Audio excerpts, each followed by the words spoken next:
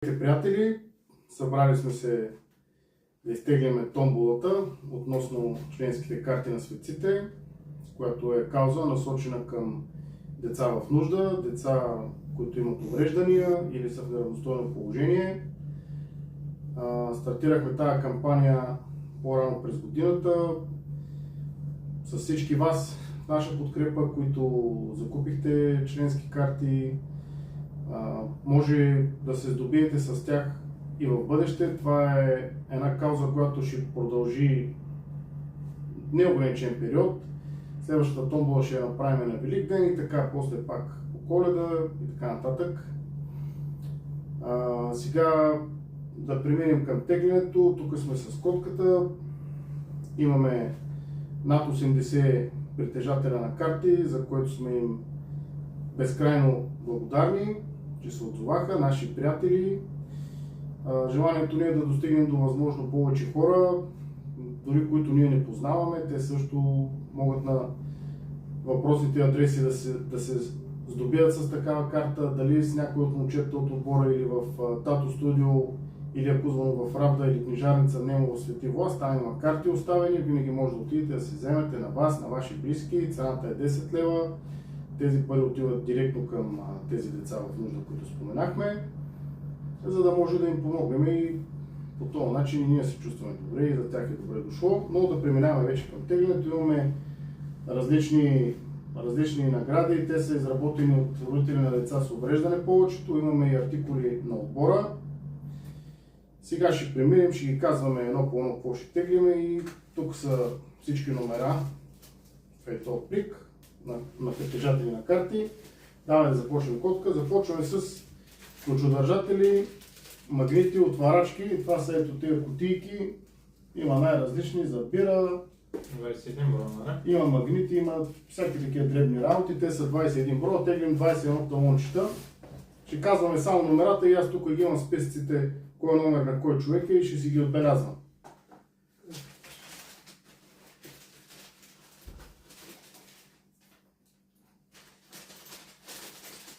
Почвам да казваме, ще ги изборим. Добре. Първото личе за ключодържател е 464, 464. Само да кажа, че хората, които не са изтеглени, те ще останат за следващата томбола, която ще е на Великден. Първи е Черелов. 217 втори. Добре, ма не да казваш кой. Добре. Само номерата е достатъчно. 217. Така. 73.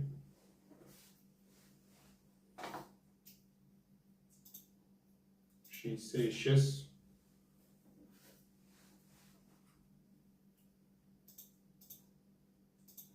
39.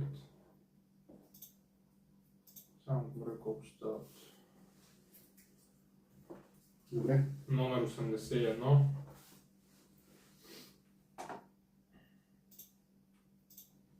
Номер 417.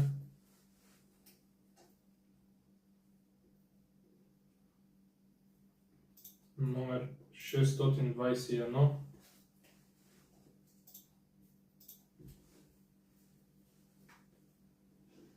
Номер 465. Номер 164.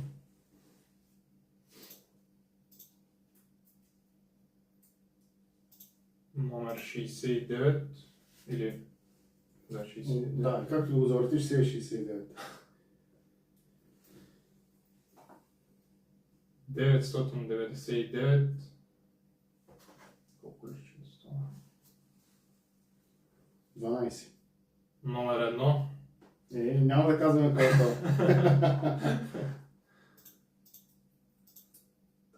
това.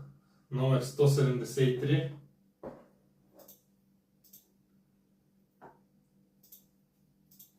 Номер 138.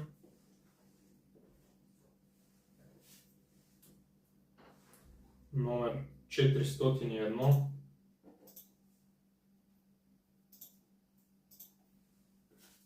Номер 233.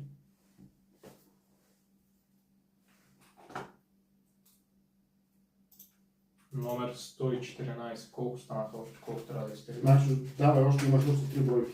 3 бройки. Една по една ще ги изтегля. Тегля номер 668.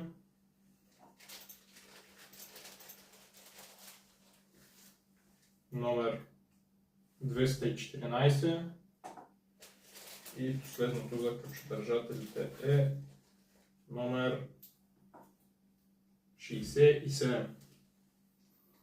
Добре. Така. Следващото, което ще теглим, това са коледни играчки. Имаме коледни играчки и това представлява топки с изображения, моменти от отбора, наши отбори, участия. Колко броя? 16 коледни играчи. 16, да. Пак изтеглям няколко листчета. И остава пред мен. Първа коледна играчка е номер 5. Номер 5 играе със същия номер и на футболното игрище. Номер 17.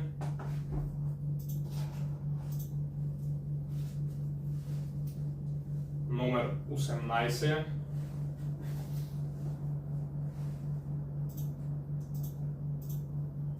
Номер 194.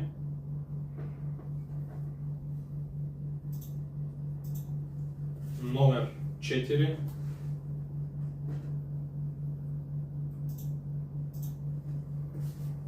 Номер 4 е много силен на фентазите, не мога да стигне. Номер 103. Номер 106. Това Райчев обра всичките награди, бе. Къде маркирам се негов номер? Номер 216.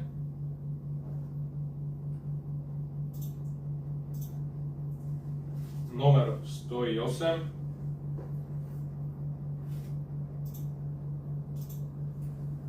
Номер 451. Номер 68. Чакай да не стигнеш повече. Не, още не са точно. Добре. Колко още трябва? Още 5 мисля, че. Номер 72. Още 4, нали? Да.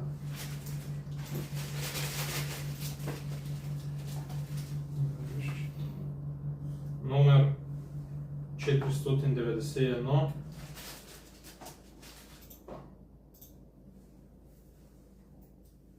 Номер 683.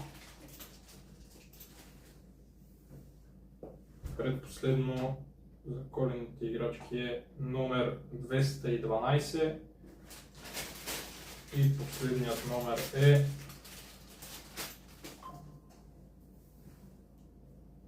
462 от коледните играчки. Добре.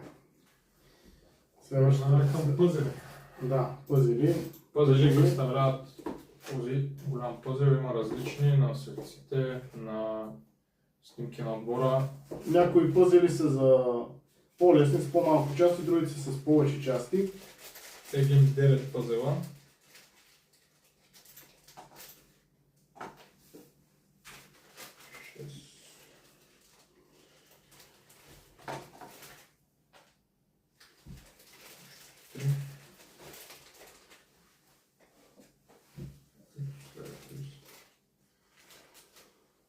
Първи пъзел ще бъде на номер 633.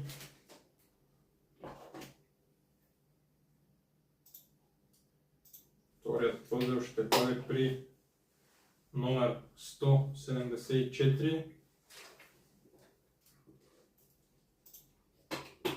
Номер 14. Номер 203.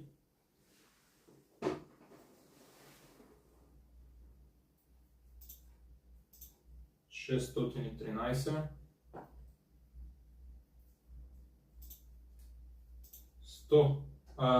713.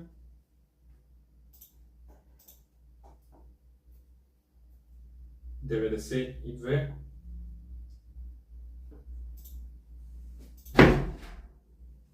номер 44. Този го знаем всички. Не, обърках се. Номер 6 и това са 9 листа.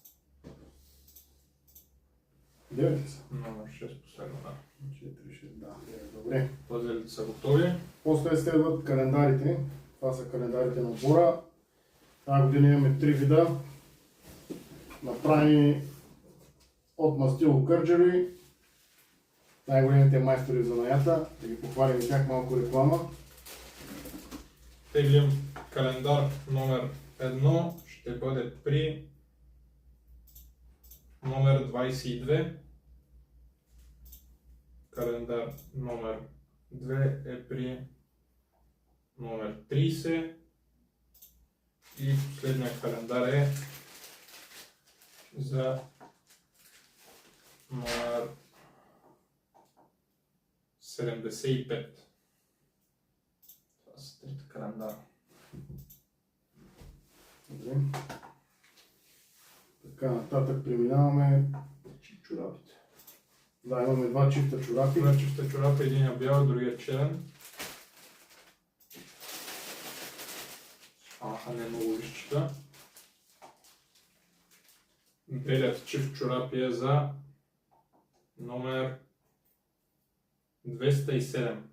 Бял чифт чорапи и черният чифт чорапи ще бъде за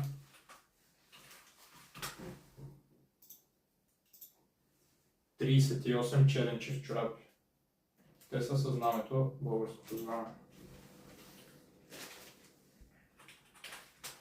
Така, остана две чашки имаме. Две коледни чаши.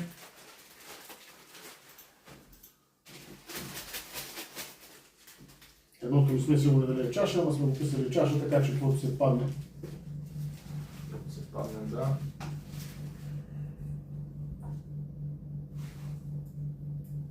Номер 8 е с това, тази чаша. Да се надяваме на чаша. И другото е за 152.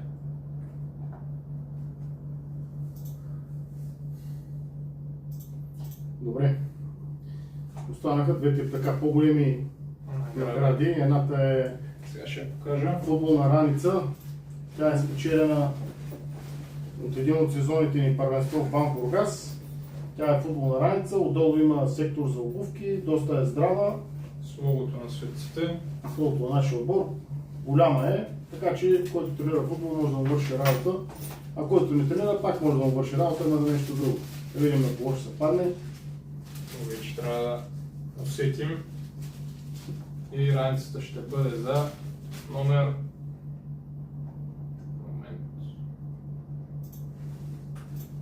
Номер 96. Номер 96. Това е Алекс Лечко, голям футболен майстор и късметлия явно. Остана, може би, най-голямата награда в нашия отбор, тениска на един от футболистите, Руслан Господинов.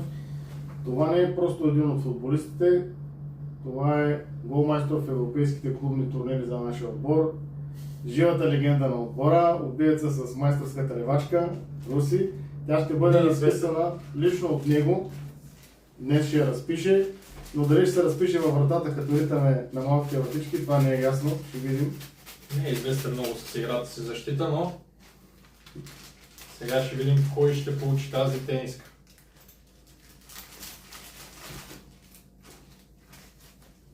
Това е листчето на късметлията и това е номер 70.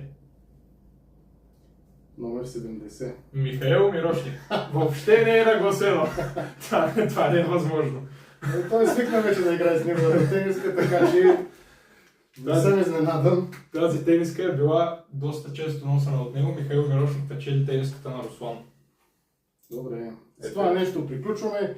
Пожелаваме весели празници на всички. Бъдете здрави. Включвайте се в нашите инициативи. Бъдете добри хора и до нови срещи. Чао от нас.